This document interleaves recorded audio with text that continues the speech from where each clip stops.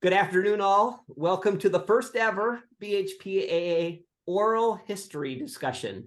So this will be awesome. The topic will be the origin of the BHPAA, of course.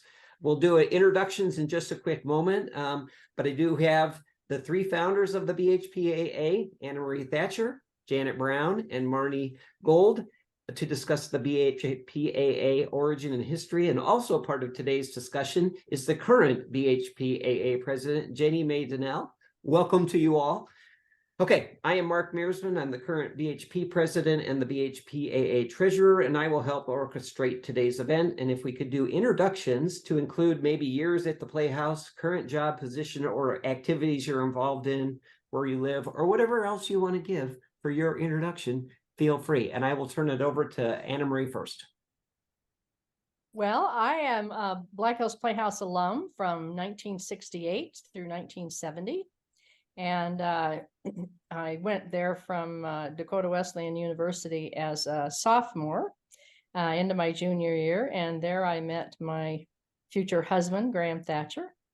And we were married 48 years until 2018 when he died. And we were privileged, actually. It was a wonderful 3 years that we spent there. Graham had been there since 1963, actually. And it was a wonderful 3 years that I was there. And the Playhouse has continued to provide me with lifelong friends. We were privileged to be a part of a USO tour that left from the Black Hills Playhouse in 1970. And there were 14 of us on that tour, and we went to Thule, Greenland, and Sandestrom Fjord, and Northeast Territories in Canada. And it was just a wonderful, wonderful experience. And one of the participants, Cliff Beyer, actually did a short video about that, which I'm not sure if you have it on the website or not, but I have it available if you want to put it on the Alumni Association website. It's a wonderful, short, very short video. We do. So the Playhouse actually launched us, I guess, if you will, on a career in the arts. We went to Vermilion. We stayed in Vermilion for a few years, and I was the director of the community, or the creative dramatics program in Vermilion for a while until we moved actually to Rapid City in 1976. Graham became the director of the community theater here, and I became involved also in the community theater. And ultimately, we formed our own company in 1994 called Periactos Productions. And we combined theater, use theater as a teaching tool to provide continuing legal education programs for lawyers. So we toured those programs for 22 years all around the country, and I now have films of those programs that I still offer to lawyers all over the country. So we have actually spent a life in the theater, and it was Graham's two of Graham's dreams. One was to live in the Black Hills, and the other was to make a living in the theater. And we ultimately did that. And the Playhouse is where I learned to be kind of a Jill of all trades. And it was a wonderful education where we had to learn everything at the time that I went. We didn't fly specialists in to design sets or build sets or direct. We were a company that we traded jobs, the jobs rotated, we cleaned toilets. I mean, we did everything. So it was a different beginning for me at the Playhouse as it is now for some people. But it's been a wonderful connection and where I've made many, many lifelong friends. Awesome. That's fantastic. Janet, do you want to go next? Sure. My name is Janet Brown, and I always start by saying I'm a 5th generation South Dakotan, which I'm very proud of. I started the Black Hills Playhouse in 1971. I was a USD theater major and was there from 71 to 77 through 77, and then came back in 84 and 85. In 1976, Lenny Anderson became the managing director, and I became the business manager. So this is when you understand that there are other jobs you can do in the theater besides acting, and maybe you might be better at them. And I was a way better manager than I ever was an actress, that's for sure. Although I have more fun acting than business managing, always more fun. So really over and in between those times, we moved to New York City, and I worked for Joseph Papp in the New York Shakespeare Festival, and toured Europe with a show like Miss McHaven, toured Pirates of Penzance on the national tour in the States, and then we had our son Jason, and decided that we'd come back to South Dakota, so we moved back to Rapid City, and that's when I did my second stint at the Playhouse as business manager in '84 and '85. Since that time, I've run South Dakotans for the Arts, which was a statewide advocacy service and education organization. Really spent my life being an arts advocate and trying to connect a lot of government agencies with cultural planning and that kind of activity. And then spent 9 years as president and CEO of Grantmakers in the Arts before I retired from that job and moved back to South Dakota. So, a great, long, wonderful, very varied career. But really, I like Anna Marie. I learned what I needed. I grew up at the Black Hills Playhouse. I understood all the jobs that needed to be done. I did all of those jobs, many of them badly. I can't tell you how many times I was kicked out of the costume shop because I would just go from machine to machine to machine, clogging them up, and then Damon would have to throw me out. But there wasn't anything that you had to try. You had to try it all. You had to do it all because it was a team, and nobody was specialists, and we were all. It was a great experience, and the experience that I had with Anna Marie and Marnie for 27 years as officers of the Black Hills Playhouse Alumni Association kept us together. Marnie was my roommate for a while, and when I lived in Taunton Rapid City, I taught high school there for a couple of years before I got married, and my ex-husband, Gordy Pratt's father was at the Playhouse, and Gordy was at the Playhouse. I was at the Playhouse, and my 2 children were both company members of the Playhouse. So, and I think when they started, I sort of figured out that they may be the actual first, third generation real company members, participating, acting, whatever, company members. I'm sure that's not true anymore because lots of years have gone by now, but it was a life-altering experience for me, no question. Fantastic. Oh, that's great. Oh, you guys are fantastic. This is great. How about you, Marnie? Oh, you're on mute. Hold on, here we go. There we go. There I we am. go. Awesome. Sorry. So yes, I'm Marnie Gould, and I am lifelong friends with Janet and Anna Marie. While I wasn't at the Playhouse at the time that Anna Marie and Graham were starting out there, I got to know them at USD in Vermilion, became their employee at a restaurant that they started in Vermilion, and was my introduction to making money. Was amazing. I met Janet at the Playhouse, and my years there were,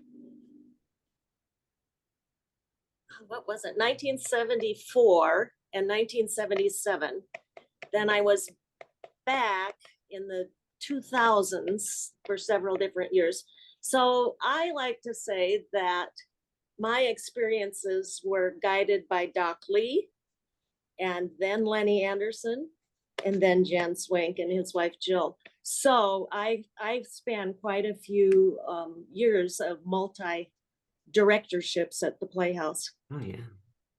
I too was privileged to participate in shows in the 2000s with my 2 daughters. And what a great experience that was to introduce them to the joy of being on stage. And what better stage than that wonderful theater that Doc Lee designed in Custer State Park. So now I've progressed through many careers, mostly administrative and financial in nature. And after being allowed to retire from my insurance industry, I became a farmer and grow grapes. Oh, that's fantastic. That's awesome. Thanks, Marnie. That's great. Interesting how it all evolves, right? Yeah. Jenny Mae. Oh, hi, my name is Jenny Mae Donnell. I grew up in Hot Springs. We, as a family, would had the Donnell's apartments, and we had various people that came and stayed, and we would often pack them in our VW van and all drive up to the Playhouse to see. My most memorable as a young child was The Legend of Devil's Gulch. And so that was my first introduction to the Playhouse. And then through the years, I continued seeing so many shows there. And then I think 1978, something like that, 77 was my first season. And then I've woven my life in and around the Black Hills, because that is my home area.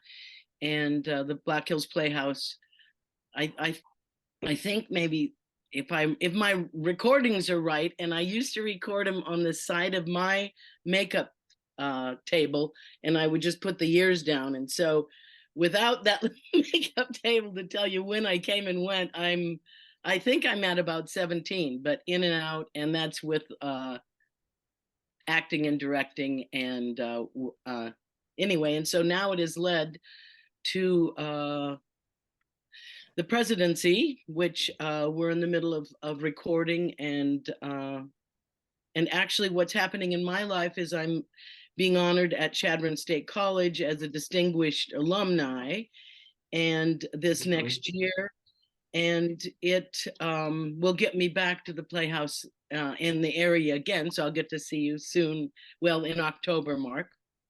But, and somebody was said, well, why are you a distinguished alumni for Chadron? And I said, well, and then I thought about it a minute, and I thought, well, it's because I worked as an actor, which is, I guess, in its own way, yes, if you got work as an actor, you can be distinguished. So I think that's kind of funny, but it's true. And the Playhouse helped me a lot. Let's see. I was on a national tour of Sunday in the Park with George. We played 42 states in 10 months. That was a wonderful experience.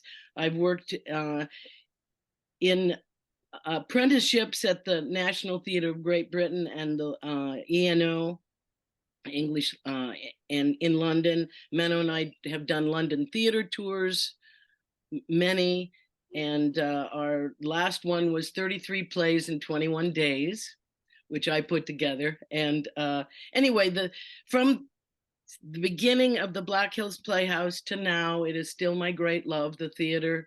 And I love that I have been able to view as much theater as I have in my life, really good theater.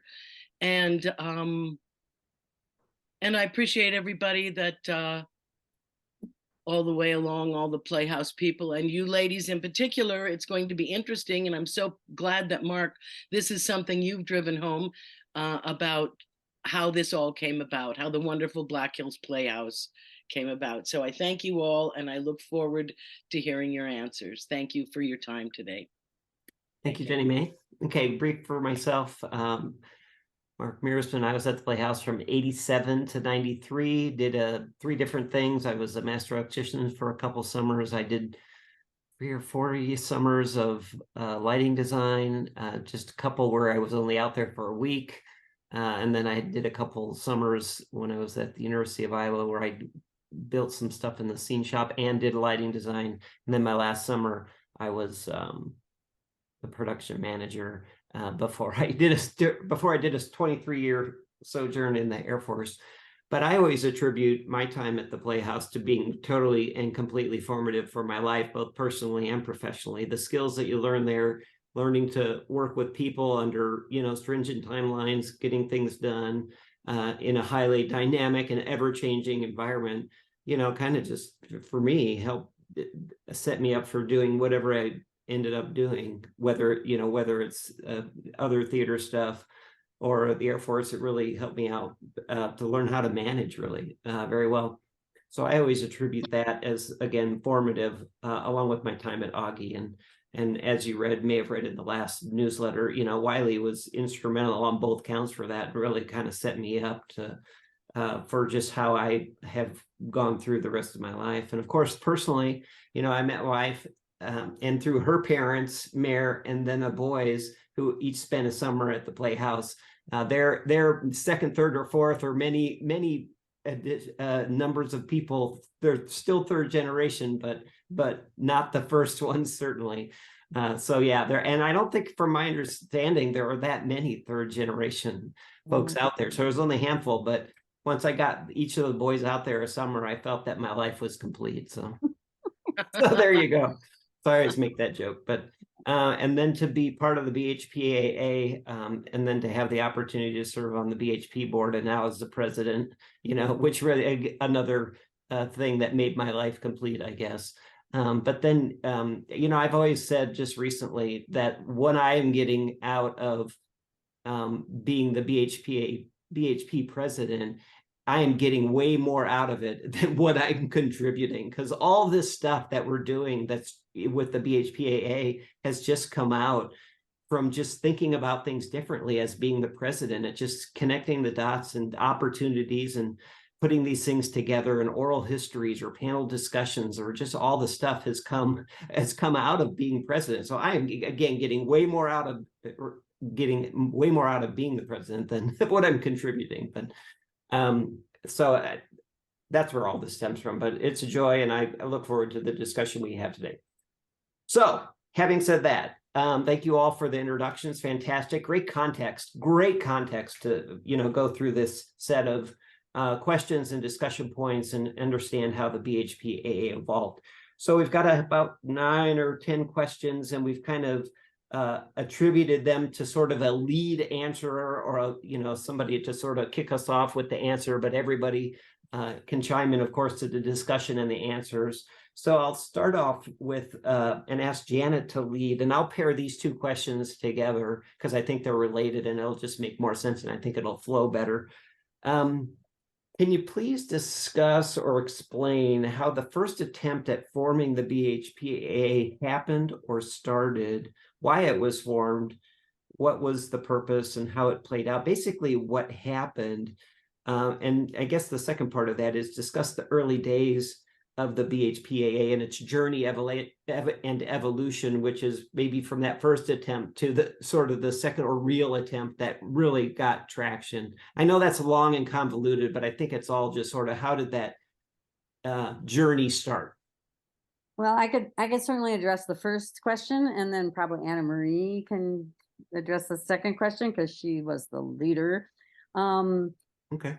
When I came back to South Dakota after being in Minneapolis and San Francisco and New York City, I became business manager in 1984. And I think the context is pretty important, because Lenny Anderson became managing director in 1976. So Doc was still there. Doc was around. He was kind of artistic director, and Lenny was doing all the business stuff. And the situation with the Playhouse for 3 decades or so had been that there were 3 members of the board of directors. Doc Lee's who incorporated the Playhouse and ran the Playhouse. Doc Lee made all the decisions. He had friends in the area who helped him, sometimes with money, sometimes with resources, whatever. Sure. And his goal was to never have to raise money, right? That there would be no contributions, that they would not take any gifts, that it would all be paid, whatever. Well, if you were working in the nonprofit theater business in the 80s and late 70s, you knew that that was not a viable option anymore for theater companies. So what Lenny really did was to try and bring it kind of into the the idea that we live on earned income and unearned income, right? Contributions and ticket sales. But we didn't have any basis for contributions, right? There was no anything. And so it took, and then we had these terrible living conditions. So the need to raise money was huge because we were building those new dorms, happened in the early 80s, 81, 82, 83, 84, 85, right? And so the need for large fundraising was critical. And I had worked for a year at the Minneapolis Institute for the Arts in Minneapolis as a membership director. So this idea of having members and members donating, cultivating members, cultivating donors, all of that kind of stuff was not new to me. And also did some development work in San Francisco. And so it became, when I got there in 84 and we started talking about the 40th anniversary, it became obvious to me that we had about at that time 1,200 alumni that we weren't talking to, that weren't, you know, we had kind of let go, and we wanted to invite them back. And so the idea of two things, the Friends of the Black Hills Playhouse, which was if you give $25, you could be a friend of the Black Hills Playhouse. So that started in the early 80s, and then 84, 85. And then the Black Hills Playhouse Alumni Association. So we started in 84 with a newsletter, and Chevy Lee was, who was Doc Lee's daughter-in-law, of course, married to Milt Lee at the time, was the newsletter editor. And we sent that newsletter out to try and get interest going about the 40th anniversary, and also to see if members would send us information that we could do little updates on what alumni were doing and that kind of thing, just like you would with a college foundation alumni association, you know. And it was very successful. So it became officially incorporated in 1985, and excuse me. And about that time, in 86, I left the Playhouse, and I think they were going through some administrative turmoil. Lenny left, and Swanks came in. The Alumni Association kind of went dormant until 1994. So there was about 4 or 5 good years there, and then till about 1994, when Anna Marie probably called me up and said, we need to redo the Playhouse Alumni Association. We need to help them raise money. We need to do all these things. And will you be an officer? And she called me, she called Marnie, and for 27 years, Anna Marie was president. I was the treasurer. Marnie was the secretary, I think.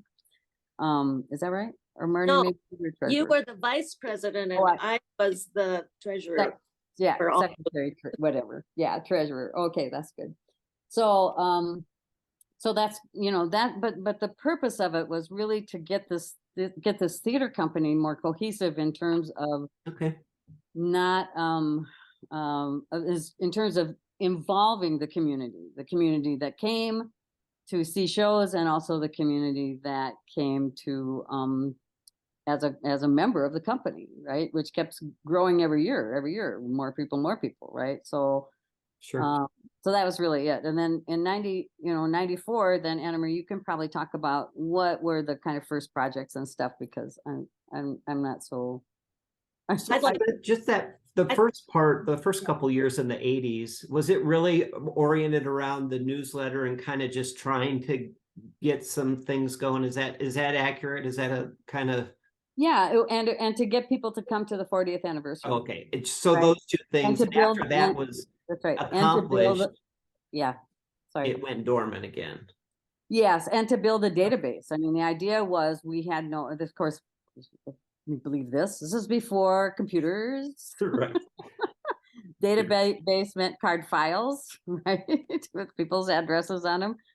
And so, I mean, it was and what we did do was to contact a lot of people, get those names down in some kind of lists, so that we were able then to, at some point transfer that over in probably early 90s into a computerized sort of system where we could, contact people and a little more easily. Because I mean, the Playhouse just, during the winter, the Playhouse only had a business manager and a managing director.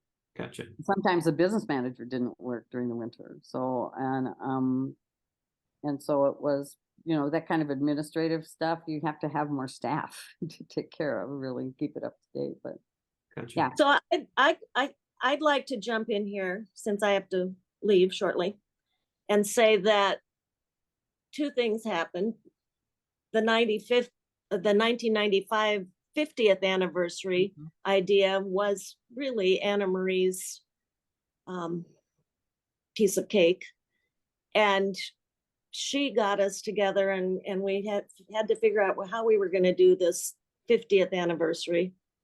And by that time, all information about the original incorporation of the Alumni Association was only existed in people's memories. There was nothing that we could find that documented it. And so at that time, we decided we better incorporate this organization, not knowing that it had been incorporated previously.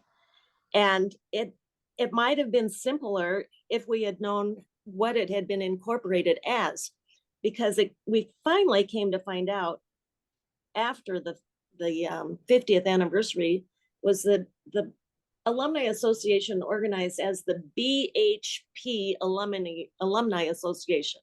Right. And we incorporated as the Black Hills Playhouse Alumni Association. So didn't know that both things existed. So that's really why it happened twice. Gotcha. It wasn't because of the IRS telling us we weren't incorporated properly the first time or anything like that. It was just, we just didn't know. That's because there were no computerized records. No records. If there were minutes, they were lost. I don't know. And we had more managing directors, right? We lost the management directors of all that. What I will say here, however, is that the original organization had been administratively canceled. And it had been that way for several years. So there was no chance really of reorganizing it in the way that we really wanted. So that's why we started over. And then Anna Marie said, well, we don't really have a good record of all, if there were index cards, they were lost. We had no database to work with. So I volunteered to create a database because that's what I did a lot of my working career, using spreadsheets and whatnot. So we started with Marilyn Spicer's thesis about the Black Hills Playhouse, in which she listed all the company members for the first 30 years, maybe, I think. And then by then it was the Swanks keeping track of things, and they really didn't have any records of alumni as a database. I was able to get from them lists of who was in the company each year since Marilyn's book or thesis. And so that's what we used. And the same process as Janet described, where we would just contact people and say, do you know where this person is? How can we reach them? And eventually we compiled a pretty strong list. However, I think at the beginning for the 50th anniversary, I would say it was maybe 50 to 60% of the total population that we had addresses and phone numbers for. Wow. Even email was in its infancy, so sure. But we keep trying to locate people. And then of course it's also a challenge to keep track of when you lose a person. Right. And now after 75 years, we are losing a lot of our alums. So right. Yeah, we got to keep track of that. Yeah. So I'll let Anna Marie talk about what we did for the 50th anniversary and how we managed to raise a lot of money in a short time and build a structure all within 11 months. Well, it started in the summer of 1994, and it started, actually, we were at a cocktail party at Hap and Ellie Haberman's cabin at Camp Remington. And we were talking about the 50th coming up, and I said, this is a perfect opportunity to bring people back to raise money, because at that time, Perry and Lila Van Wee, who were wonderful early resources for Doc Lee, were still alive. And I realized at the time that they were aging out and they didn't have children and maybe had money to leave. Yeah. And so I said, why don't we talk about a reunion? And there was not support from management to do that. Yeah. And it was clear that night. And so when I got together with Marnie and Janet, I said, then let's do it under the Playhouse Alumni Association Sure. and reform. So that's what we did. So we basically started all over and reincorporated, established a board of directors, and with the idea that what we were going to do was bring as many alums together as possible. We were going to sponsor the 50th reunion and try to bring alums back, try to use it as kind of a platform for fundraising for the Playhouse. And then I was in law school at the time, and I was taking a class in nonprofit management. And one of my tasks or assignments was to design a project for a nonprofit organization. Yeah. And so we were working at the time, Graham and I were planning to build a log home in the Black Hills, and our builder was Brad DeWitt. And so we were working with Brad, and he was really just starting out with his company, Log Home Company. And so I met with Brad and I said, how could you do a pavilion-like structure at the Playhouse that would be like a park pavilion that would be covered with picnic tables and a slab floor that, you know, could be used at the Playhouse? And basically he said, well, yeah, I could think about that. So what I did is I designed this project to build Haberman Hall using his plans, his projections and drawings. I designed this project for my class, and I did the budget and did all the plans and the proposal, and I did a business plan for it, and took it to my professor. And this was October now of September, October of 1994. Oh my gosh. And he said, well, this is a wonderful idea, but you will never get it done by July of 1995. And it went to the board of directors at the Playhouse. And some of the feeling on the board was that it would never get done by July of 1995, but passed the proposal and accepted anyway. Well, that was just enough for the three of us, I think, to say, you just wait. And we went to work. I mean, it was an amazing feat to gather other volunteers together from other alumni volunteers. And Marnie is the magnificent administrator. I mean, she's just she does a fabulous job with all of this record keeping and everything. And so she took all the books. Janet and I kind of got together with fundraising stuff, and she suggested on ways to approach alums and how to get this going. And Haberman Hall was built and paid for by July 5th, 1995. Thank you, Marnie. See you guys. Bye, Marnie. Enjoyed it. Love Sorry. you. Yep, take Thank care. you, Marnie. Thank you for your time. Bye-bye.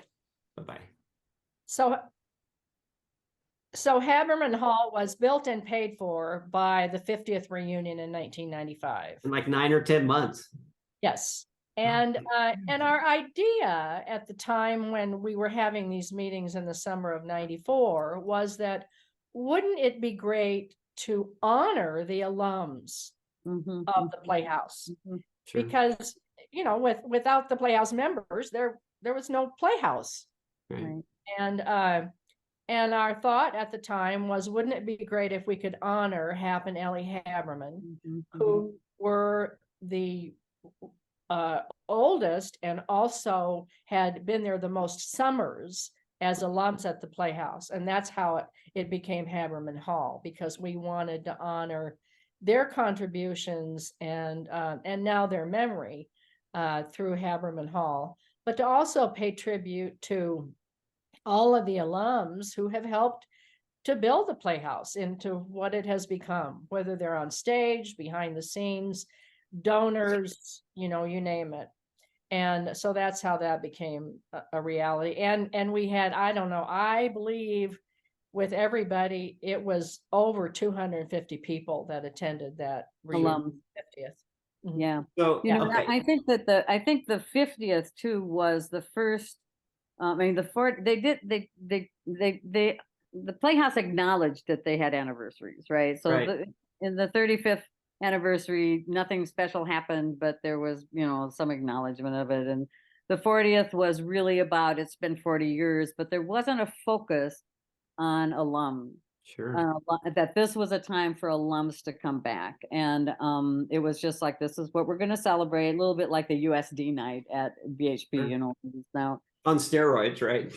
yeah. So the 50th was really the full out push to say, okay, if you have a group of friends that you want to have, I mean, that's kind of how all those people came. I mean, App and Ellie had great friends that Sure. showed up, that who were with them in those early 46, 47, 48, 49 to 55, you know, that kind of era, who came especially for that. You know, everybody had their groups, and so we kind of had that was said, okay, I'm gonna go. I want you to, will you guys all come please? And it just turned out to be really a fabulous. And we rented Valhalla.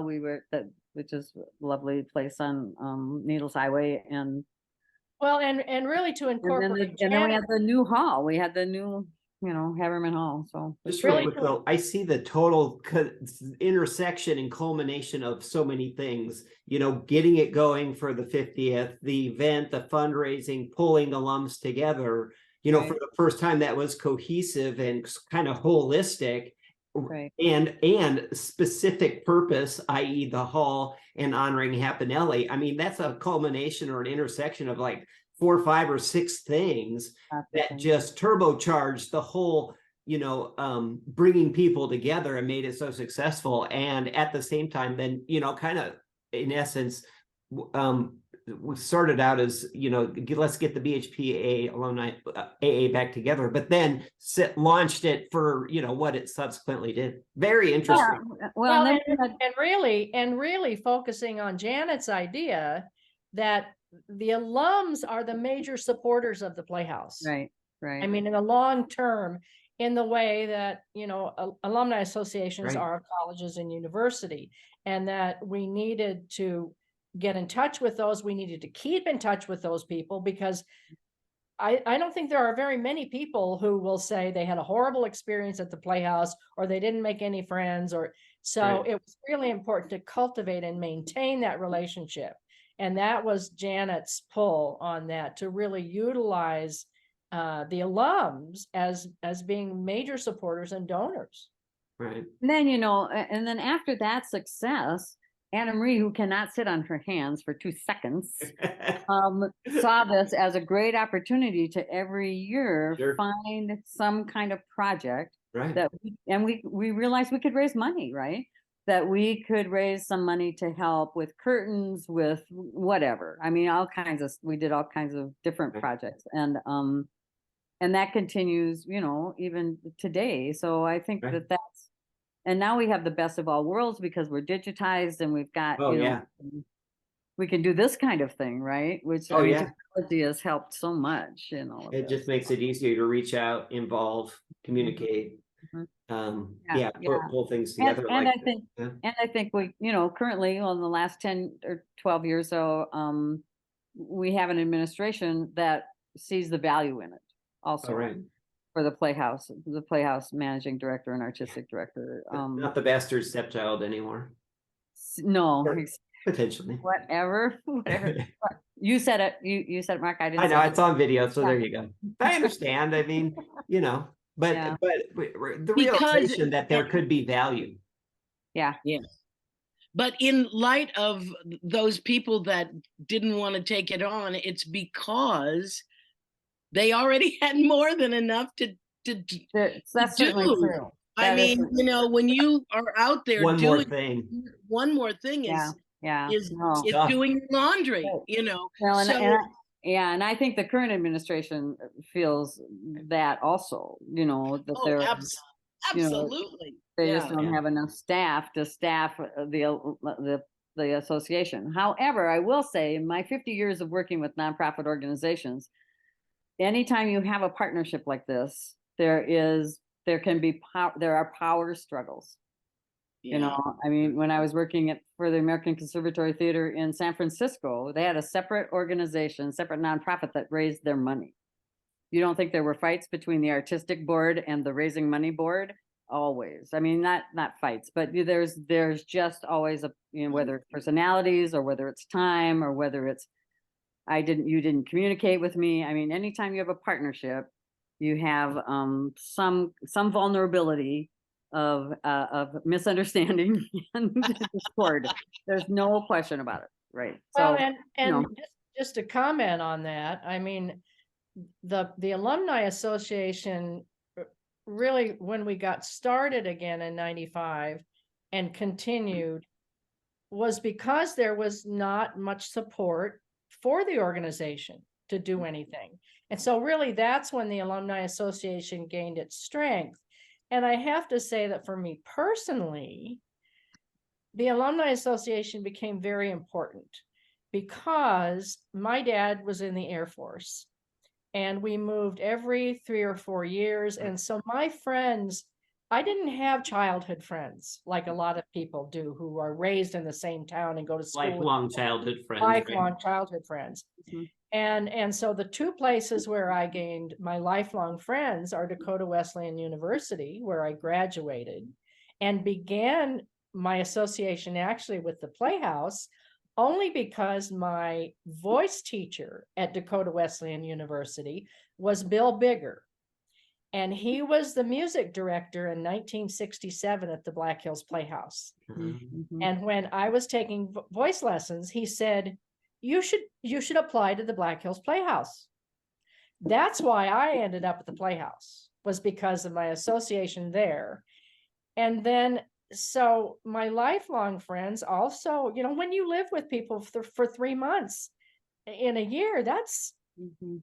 it's even more intense than family. I mean, at In times. in a cocoon In a environment. cocoon. Yeah. I mean, you're working together, you're brushing your teeth together, you're Right. together, you're They see you when you get up and right before you go to bed.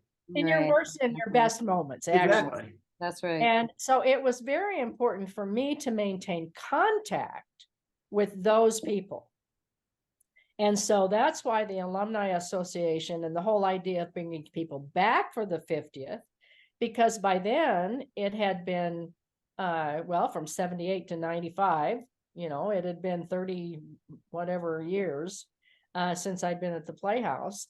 And so that was personally very important for me to bring people back and connect people. I guess that's kind of what I like to do, is connect people. And what turned out for Graham and me in touring, I mean, we toured live productions for 22 years to bar associations all over the country. And we knew people virtually in every place that we did a show. Sure. And my experience in that is probably not unique. I mean, with Jenny May and, other people who, Janet, who've done that. And that's pretty cool, not to have to walk into a city and not know anybody. I mean, you can call somebody up and say, let's have dinner or a drink or whatever. And then the conversation starts about the Playhouse. Oh, remember when? And it's very grounding, and it's very cool. I mean, and so that reason is a personal connection for me with the Alumni Association. In addition to supporting the art that's created at the Playhouse. I think too, I just have a short story to add to that, Anna Marie. When I went to San Francisco and felt this was like my first job after I was teaching in Rapid City. So I was 24 years old or 25 years old or something. And we moved to San Francisco. I tried to, I finally got a job at American Conservatory Theater because I wrote a letter saying, help, I'm working temp in a brokerage firm. Please give me a job. Please give me an interview. But I went there very insecure that why would anybody hire in the theater community, professional theater community in San Francisco, why would anyone hire this girl from South Dakota? And one of the first things that happened to me was that I went to a reception with some of the cast members, and because they had a company actually, the regular company members and the producers and the directors and stuff. And one of the producers and one of the actors that I happened to be talking to, I said, well, I'm from South Dakota. And the one said, have you ever been to the Black Hills Playhouse? And I said, yes, I just spent, with 6 summers at the Black Hills Playhouse, or 7 summers, whatever it was. And one was an alum and the other one had been there several times in his trips across the country. And it was such a validation for me that, we always have this sort of Midwestern, how can I be as good as this big city folks thing, at least I did. But that, it just was amazing to me, and that, it happened instantly. It was like the first week I was on the job. So it's that whole connection to those alumni is, I just think it's really critical. Let me do a couple quick clarifications, and then I want to wrap something that we've sort of alluded to, but maybe drill down a little bit further. So we talked, there was an attempt, and there was a little bit of a grouping of reunion at the 40th. Is that right? Was that an attempt, or was there a little bit of? No, it was, and in fact, there is. Okay, so there big, was. Lovely. One of the things that they did was a big program. Oh, look here, big program. Oh, how'd they? Oh, I gotcha. So that's okay. Yeah. So there was a reunion of sorts for the 40th. Was there one for the 30th? It wasn't really a reunion, though. It was a celebration. Oh, celebration of 40 seasons, but not really a reunion. So certainly then there wasn't anything for the 30th. No, but got it. Okay, good clarification.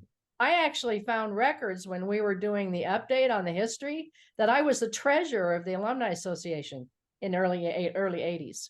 You were in 19. That's the first origin. I was named as the treasurer in this letter document that I found. Right, when they first and I don't know that it was included in the book, but it's with the papers that I found. But I had also, I believe the year was 1991, and Doc Knutson was directing the Sunshine Boys. Yeah. And Hap and Graham were in the Sunshine Boys. Yeah. And so I went to Doc and or maybe was Lenny there by then? It would have been Lenny. Yeah, Lenny. And I said, why don't we use this as a fundraiser? Right. And so we did an event at the Playhouse, and it wasn't really a reunion, but we did it as a fundraiser. We toured that shows to the base, to Ellsworth Air Force. Oh, yeah, right. And to Spearfish, right? And I think so. I don't remember everything, but we raised almost $12,000 that year. Back then, geez. And it was for the development fund. It was for development and to contribute toward the building that Lenny had started and everything. And that would have been the Swanks, because Lenny was gone in 87. He left in 1987. Yeah. This was 81. Oh, you said, I thought you said 91. Sorry. You said 91. Oh, this was 81. Oh, okay, so 81. Yes, and in fact, you're listed, and Graham was the first person to be nominated he was appointed by Dean Knutson to be on the BHP board as a representative from the Alumni Association. And that was that whole incorporation as a different name than was reincorporated. Interesting. Yeah. And what a great piece of artwork of the two of them on the program. It was fantastic. Absolutely. I love Well, that. and poster. actually Poster what we was did fantastic. is that was a photograph that we took, and Yep. Bill Fleming did the rendering of it from the Oh, photo. So yeah. good. So It did a lot of work. Yep. Good work. Yeah, it was fantastic. That was great. Okay, so we've no reunions, just celebrations of the 30th and 40th. So the 50th certainly was the big one.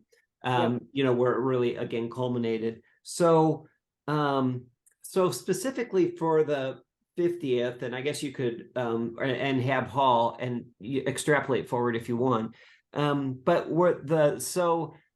did that set sort of a precedence that projects would become kind of a significant part of the BHPAA's work going forward, you know, or was that considered maybe a one-time thing? And linked to that, you talked a little bit about it, but if you could dive into a little bit more specifics about how and why and what you learned early on about how fundraising was able to be so successful. So kind of projects and fundraising and success.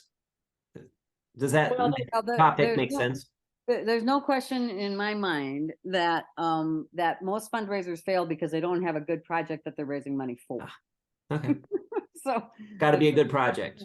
Need is the first thing you have to have. You can't just say, oh, give us money to the Black Hills Playhouse because it's the Black Hills Playhouse. Nobody wants to give money, so you know what, people can come and buy tickets to go to a show. They want to know that there's going to be, you know, the bathrooms need to be restored, there needs to be new lighting equipment. We can no longer go on, we're not safe because of the, you know, like the money with the sidings for the building now that's happened recently, that kind of thing. And so Anna Marie was particularly really great at sort of figuring out what needs to be done and finding the project. And finding the project. Yeah. So I don't know, Anna Marie, you can probably list what some of those were, but we raised money for a lot of things, but there was always for something, because we knew we couldn't raise $500,000. Yeah. Right. But we knew we could raise 40,000 or we could raise maybe 50 or maybe, you know, so what, you know, didn't we buy curtains or didn't we do party pieces, raise money for the curtain? The idea though of doing something by alums, like at the beginning of the summer, was really after the 50th and in between there where Eric Johnson was very active. Sure. And he's the one who started the season warmer idea. Sure. Bringing in like Gordy or Kenny Putnam, or, you know, there are other alums that were involved in, you know, season warmer shows. I think I was the first. I think I might have been the first. Well, you might have been, but Eric, was that your idea? Well, yeah, you know, I'd have to go back and look at my notes, but then, you know, I think I did 2 or 3. And Eric was always doing them, and Gordy got involved, and it became kind of a deal that exactly that the BHPAA was. So those weren't officially sponsored by the Alumni Association, but they were done by alums. They were done by alumni. They were done by alumni. So guilt by association is what you're saying. Well, kind of. I'm just kidding. But what happened? In other words, nobody got paid. In a good way. Right. Nobody got paid. Right. That's right.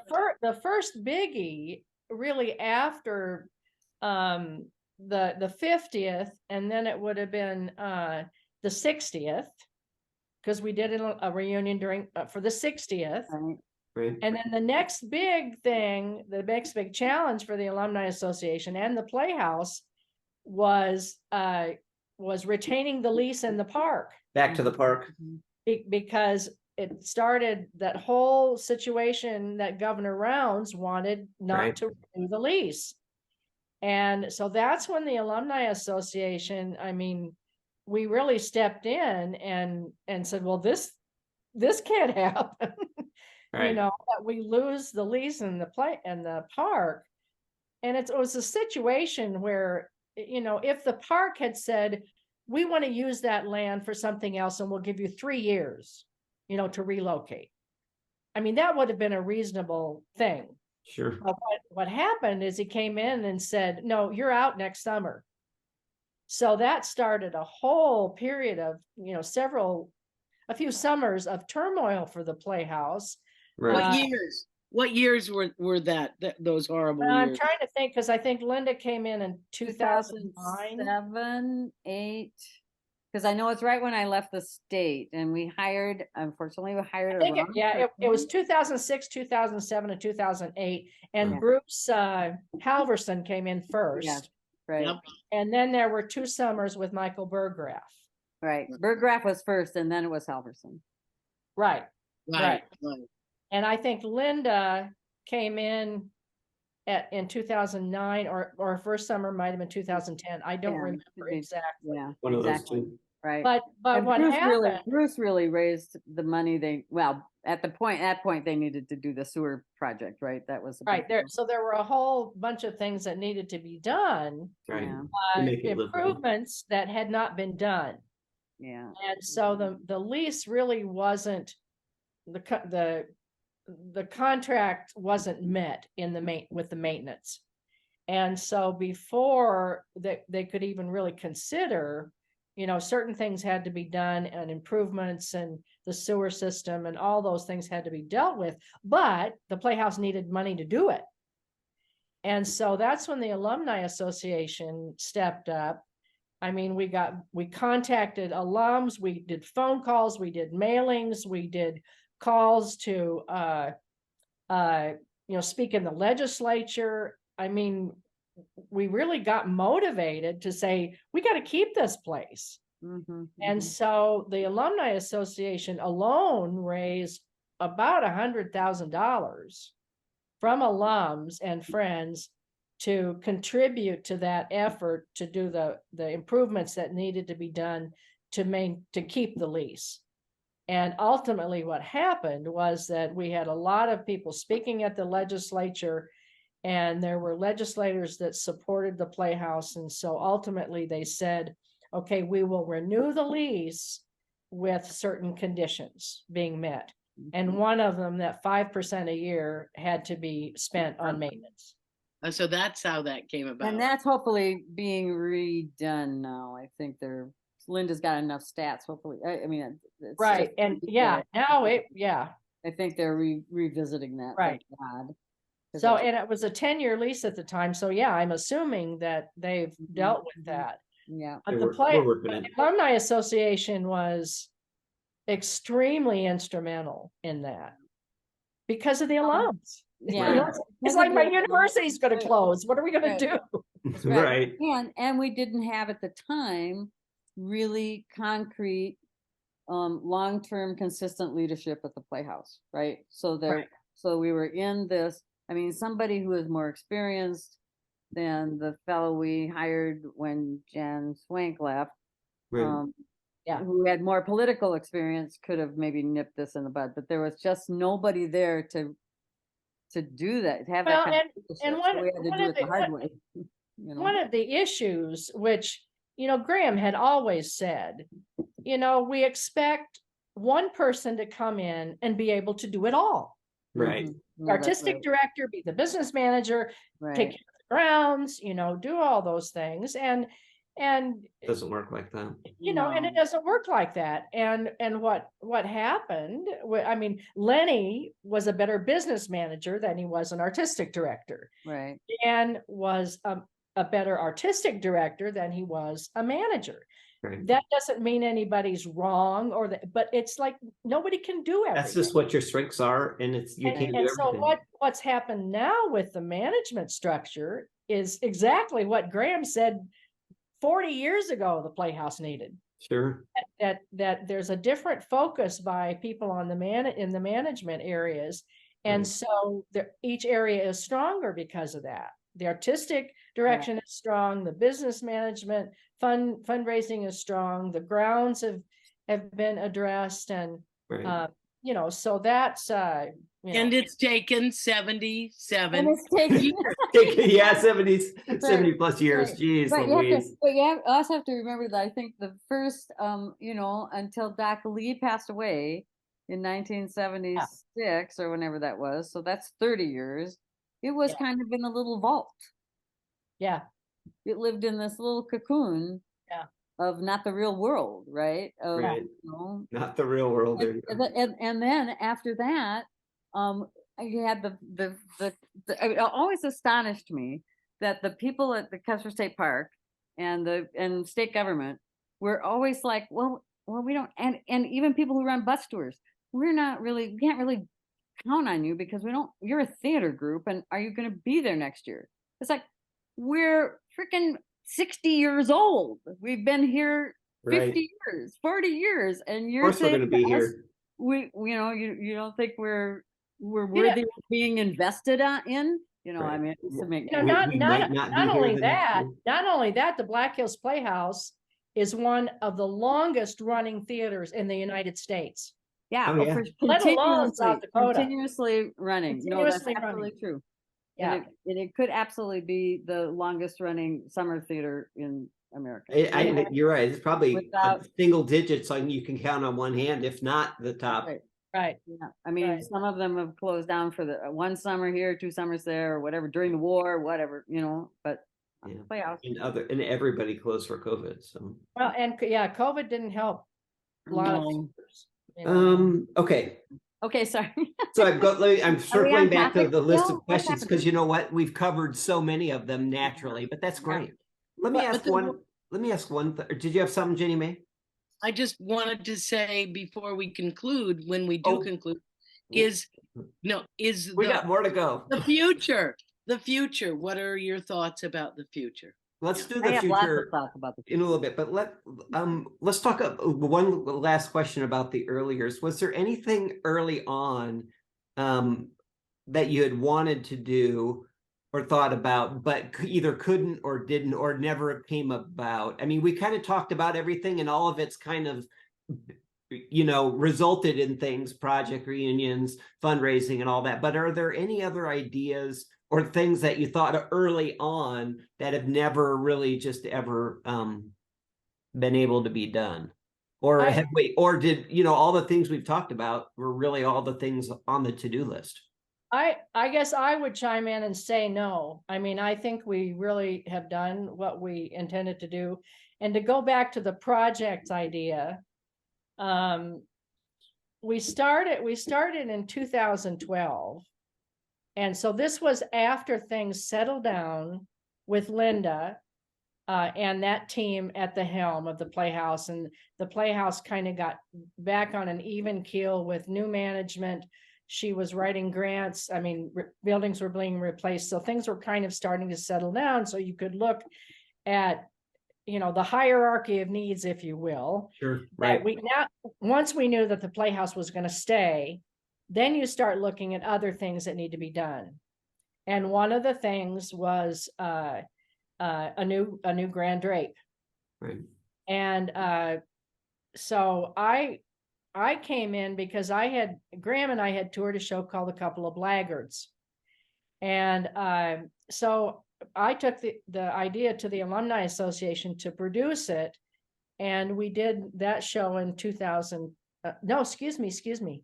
I'm backwards. That was Party Pieces. Right.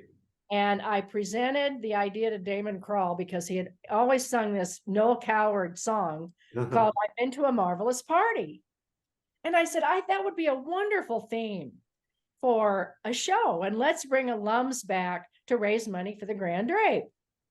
And he said, oh, no, it'll never work. It'll never work. It'll never work. That's all I need. Famous last words to set Anna Marie off. And so I said, come on, let's do this. And I said, so it started from that one idea. It can't be done. And I said, let's do this thing called Party Pieces and bring alums back. That's so awesome. So that was June of 2012. Right. And Jenny Mae and all these alums came back. Here it came out. And yeah, and Meredith came out and we had a wonderful show, one wonderful time. And I actually, I don't know if I have the video of the show, the whole Yeah. show. I watched it like a few years later, finally Yeah. for the first time. Yeah, it's fun. It was a good show. fun. And Justin Speck directed it. So I kind of did all the administration and the promotion. He directed it, and everybody kind of brought their piece, their party piece. That was the idea, that it would be kind of a decorated BHP alum talent show. Sure. And don't forget, Grams was standing on that chair and the lightning really supported his, do you remember that? The lightning? That was a couple of laggards. Oh, that was a couple of blankets. That was a couple of laggards. Sorry. So we raised enough to buy the new drape for the Playhouse that year. Yeah. They And did 25 grand for that. Yeah, that was awesome. yeah, and so then, because I can't remember if the air conditioning came before or after. I think it was But- after. That was after. Okay, but we helped raise money for the air conditioning. And then in 2015, I said, why don't we do a couple of laggards? Because it's a simple set, 2 people, let's advertise it. Let's do it as the Alumni Association. And so I presented that to the Alumni Association. It was Graham and Jeff Kingsbury that did a couple of laggards in 2015. And we raised enough money to help toward the new sound system. There you go. Oh, that's right. Sound before we got into the lights and all that, or Right. with sound and lights. Well, or it was everything together. Got it. I mean, we can, and I don't remember how much we raised, but it was but that's what we did. And to go back to Janet's comment, why I think the Alumni Association has been successful is we have raised money for specific projects. For the grand drape, for the air conditioning, for the lights and sound, for the siding. I mean, that's I think we raised money for the dining hall porch too, if I'm not right, wrong. the dining hall. So I mean, Right. if you tell people this is what we need for this, Right. they respond in a way that they don't to just give your money. Right. Yeah. It's got They to want to be know where oriented. they want to know where their money's going. Yeah. I got you. Okay. Now to Jenny Mae's question, because we've been at this for going on an hour and 15 minutes. We'll do the future question and try and wrap it up. So given the discussion we've had, which has been fantastic, and we've kind of touched just a little bits about the future and stuff like that. And I can see where the seeds of what's been planted kind of can beget what might be a way forward. Or some things on the to-do list of the BHPAA. What are your current specific thoughts on the future of the BHPAA? And maybe the comment you made is one of the key points, right?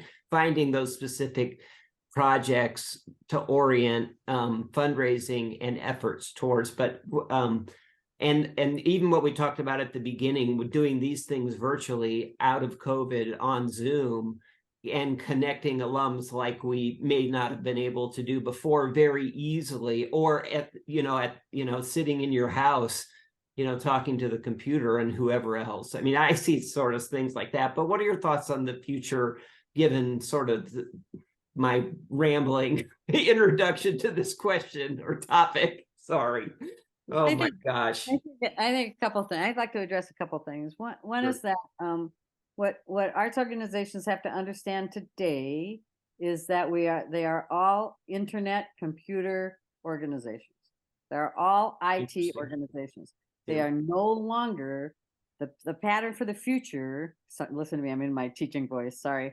They're no longer performing arts. Let's everybody come together, be in this space. That's not the business model that's going to keep them sustained, right? Now, I'm not saying that they all throw that out, right. But they have to have a component that's digital. You have to be streaming shows. You have to be streaming something. You have to monetize that streaming. And all of that takes all of that takes a board of directors, because what we're seeing right now, and when I talk to my friends around the country, what we're seeing right now is organizations that didn't make it, thought they were going to make it through the pandemic, made it through the pandemic just because they got money from the government, and then have closed, right? Right. Performing Couldn't arts, sustain it, couldn't sustain it, or couldn't lots keep of going. theaters.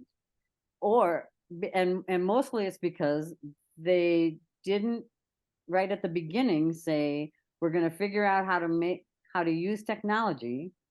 That was their perfect time. The doors are closed. We have a year. How are we going to resource this and Oh, raise sure. money to do it? And Smart. a lot of organizations did that, but a lot of organizations, once the pandemic was over, shut down everything they were doing. We're no longer, you can't see our concerts live anymore. You can't see we're going to shut all that down, and we're going to make people come here. People aren't doing that anymore. It's like they're not buying subscriptions anymore. And so it's a really in the way they used to, in percentages they used to. Right. So It's like we the have movie industry is just dying, can't come back Of either. course, You know, right, some you know, things, but man, right. they're just, and that's sort of, it's Yeah. So if you unbelievable can that sell, they you know, can't if you come can back. sell a live ticket for $30, can you sell a streaming ticket for 12 or 15? Right. And does that, and everybody's worried, but then nobody will come to the theater. But that's not true. That's not the case. You know, people will still go, but you've expanded your audience. So that's, I mean, that's one of the things that we have to do. I have no issue watching anything stream. Come From Away, I would, you know, on Apple Plus TV is fantastic. Hamilton, of course, on Disney Plus, fantastic. Yeah. There's all kinds of things. I don't mind it at all. I know it's not sort of the traditional or the purist approach, but you know, if it's that versus not seeing anything, I mean, forget it out. And what I'm saying is that we don't necessarily need to even do. Oh, you're right. It doesn't have to be the whole production. production.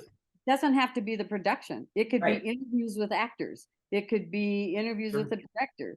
Here's how this show was painted.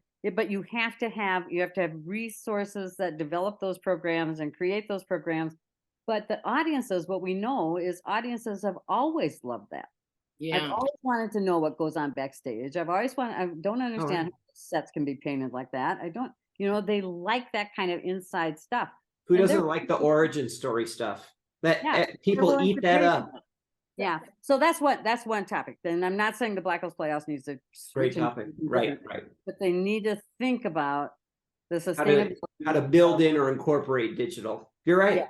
and Yeah. monetize it. Interesting. Right? The second thing is, having been able to, for the past, I don't know, 30 years or whatever, I don't know how many strategic plans I've done for the Black House Playhouse. So Sure. many, but Great. certainly since Linda is there, I've done 2 or 3. So, and the growth area of the Black House Playhouse, and this is something the Playhouse Alumni Association is probably not very associated with, but could be more. The growth area is their education program. Oh, The sure. growth area is not, can we sell more tickets?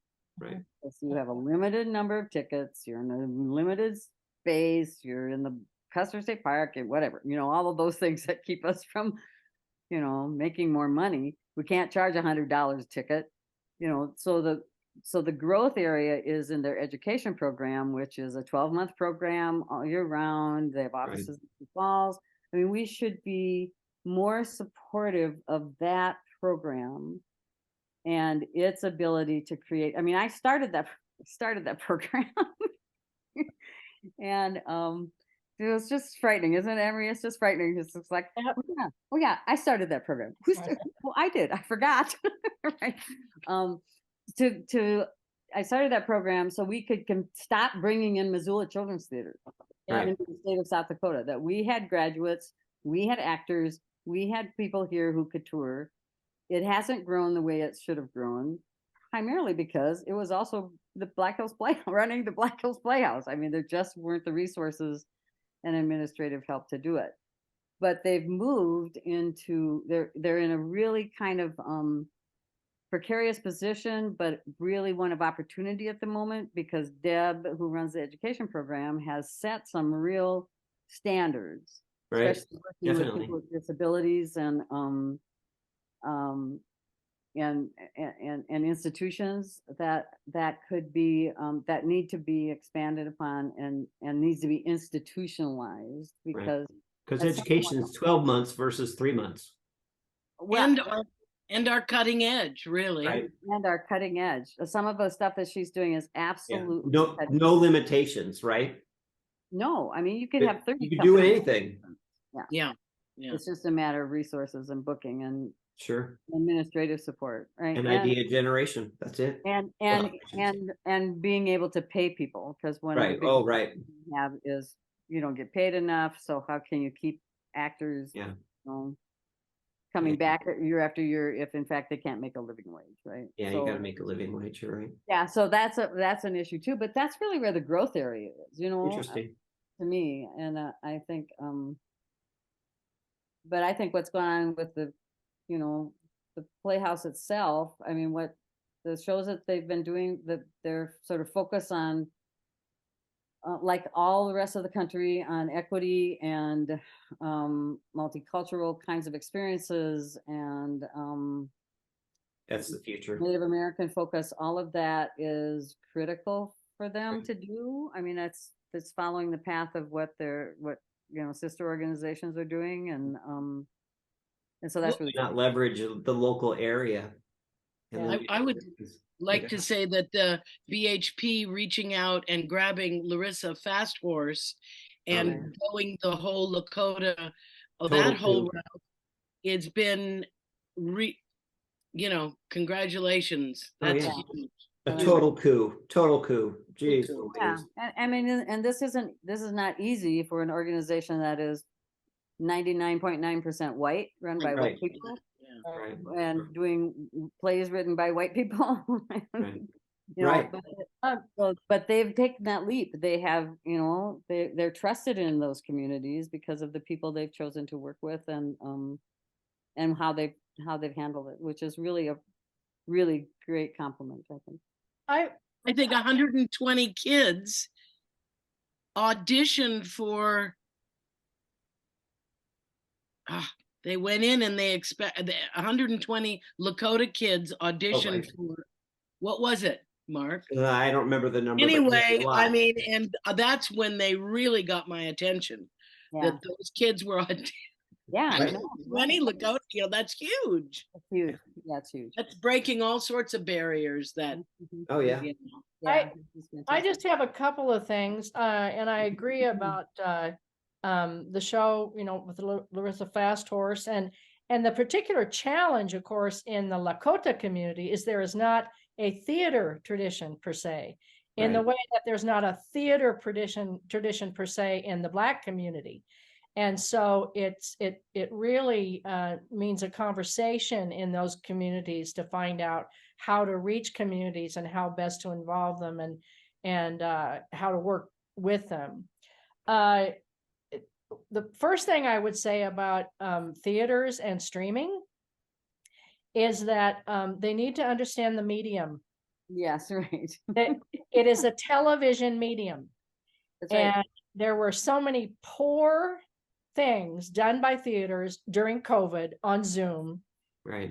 I mean, and it's, and I've tried to impart this also in the continuing legal education community, that, to film and stream a talking head is even more boring than being in the room with a talking head.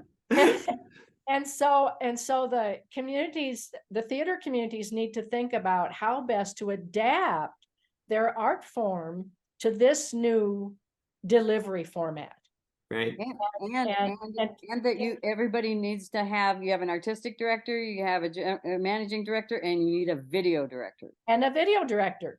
Right. So that, when you're going to do something, when you're going to do a show or something artistic, it needs to be for film, right, for television. Exactly. That's not for a live audience, and that's a whole different ball game. Yep. Right. So that's the one thing I would say about the theaters. And the second, go ahead. Before you go on, I just want to add the National Theatre of Great Britain does the best work I've seen in the whole streaming. Oh yeah, for sure. And we spend $13 a month, and they know how to do it. Yeah. Thank you. Sorry to interrupt, but the other thing I would say about the Alumni Association in terms of streaming and Zooms is that I think we need to pay more attention to younger alums. Yeah. These are the alums that were raised in the media, that Mhm. were raised with computers, that are raised with TikTok and Facebook and all those. In fact, Facebook kind of, with a lot of younger people, is passé. Right. And so is email. TikTok. And I don't know the answer to that, except that for panel discussions and things of that nature, I think the history is really good. But find out from the alums of the past 10 years, what do you want to see? I'm Absolutely. specifically addressed to them. What do you want to see in terms of an educational, program offered by the BHPAA, or could you contribute to one? Because that whole audience has changed Oh, yeah.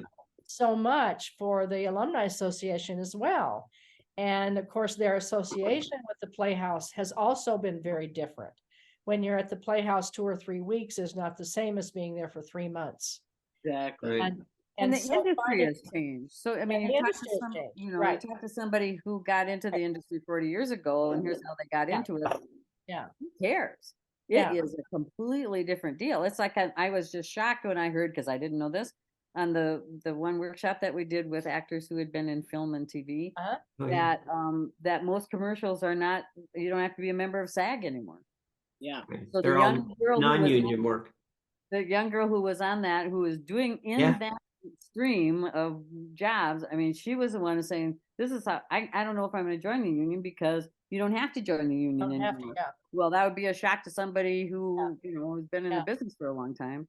Or address contemporary issues like the whole thing with SAG after now. Right. The Yeah, strikes, the union writer contract. strikes, and maybe being more, I don't know what the term would be, but being more immediately responsive to get people on to talk about, okay, how is this affecting your work, if anything, if you're involved in the theater or film or whatever, to find out how those things are affecting, those artists right now. And I mean, but I think, like the Playhouse has to pay attention to its audience now and in the future, so does the Sure. Alumni Association. I totally agree Yeah. with that.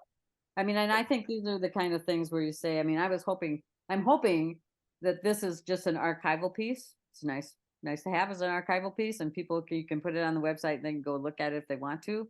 Right. Because to me, we have to figure out who the audience is. Right. When you're doing these educational things, who is the audience and who do they want to hear from? Right.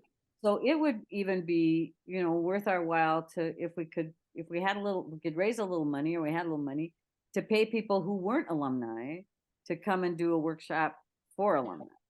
But it has to be really work, we have to figure out what those people want. And the best way to do that is ask them, like Anna Marie said. Right. Yeah.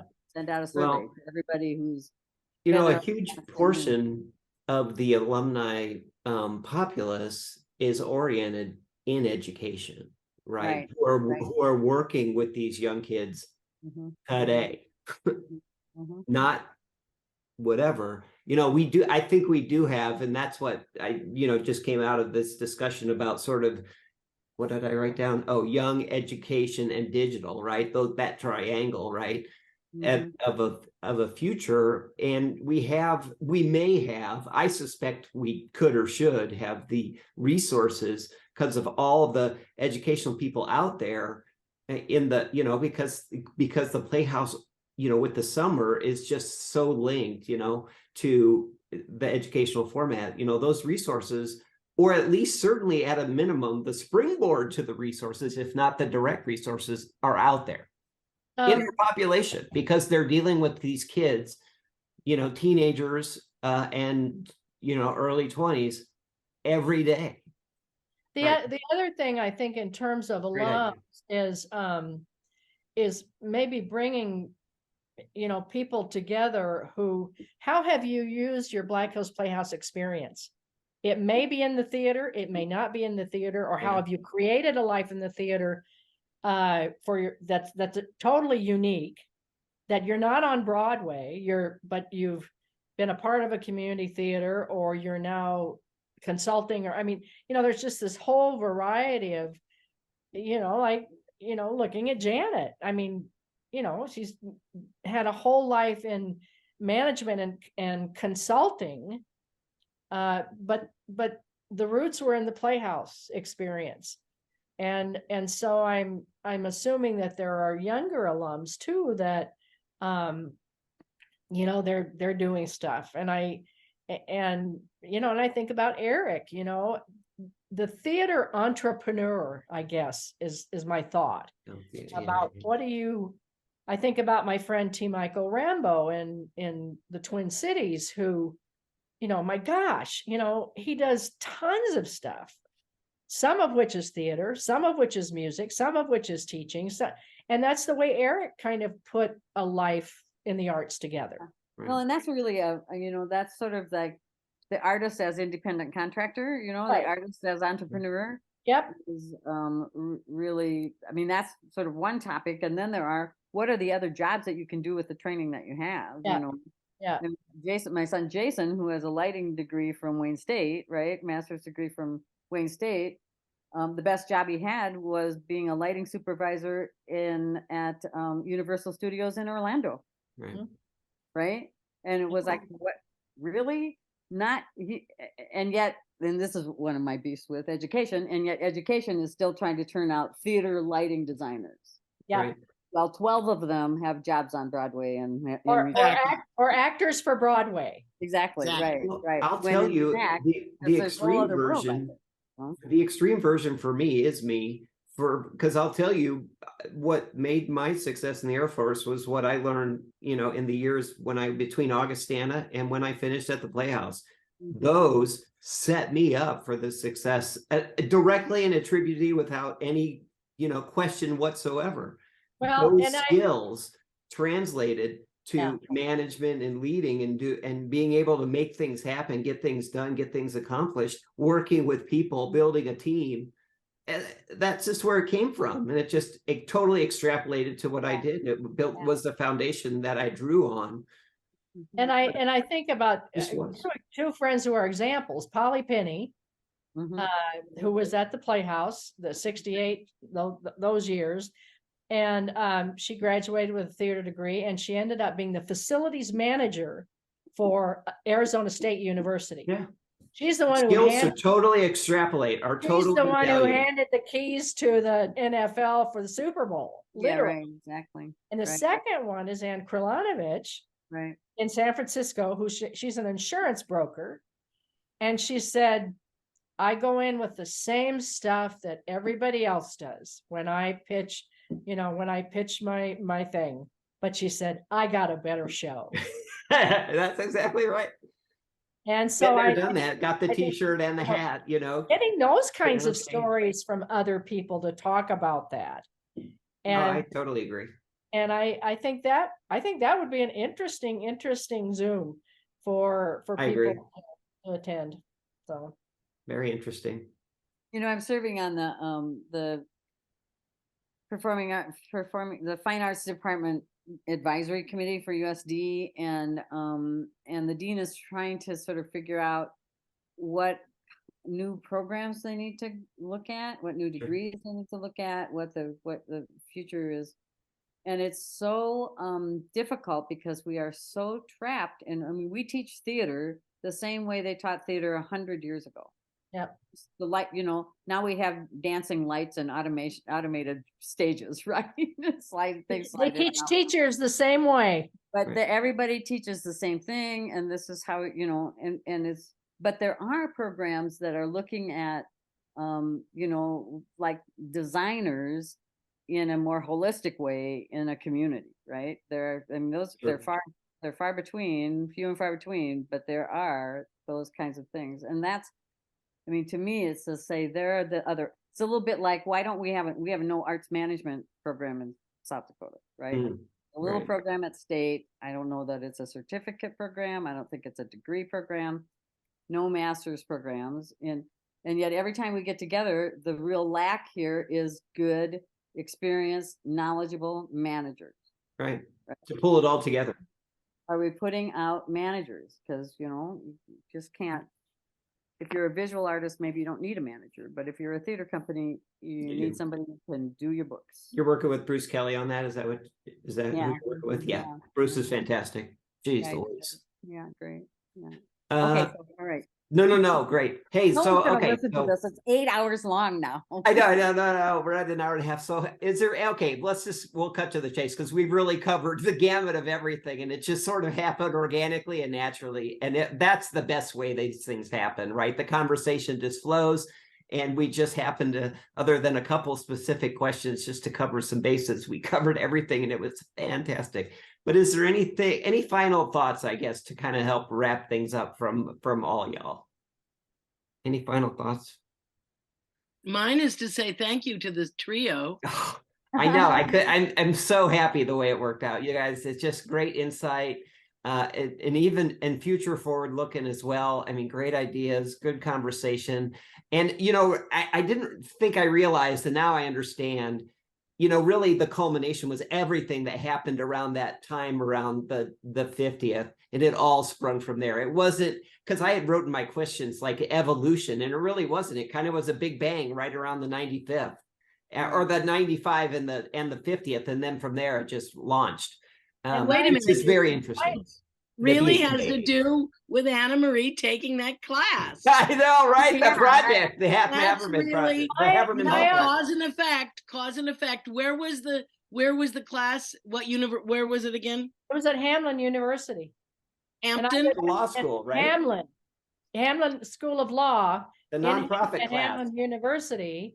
And I was trying to get I was going to get a certificate in nonprofit management, a master's in nonprofit management. I ultimately didn't get the degree because I realized that I didn't need it. You didn't need it. Right. No, You that's self-taught yourself through the life of real life. Janet's kind of and I think it was also again, I think the emphasis at the 50th was a reunion. yes.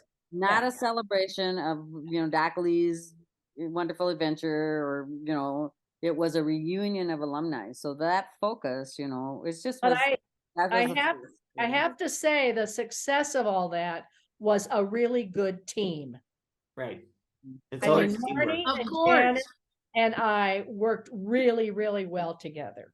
That's right. I mean, there was a synergy about that relationship and what we each brought to the table Fantastic. that produced the results. And it produced results that not any of us could have accomplished individually. Oh, for sure. The sum was greater than its parts, right? That's Yeah, exactly that's right. right. That's exactly right.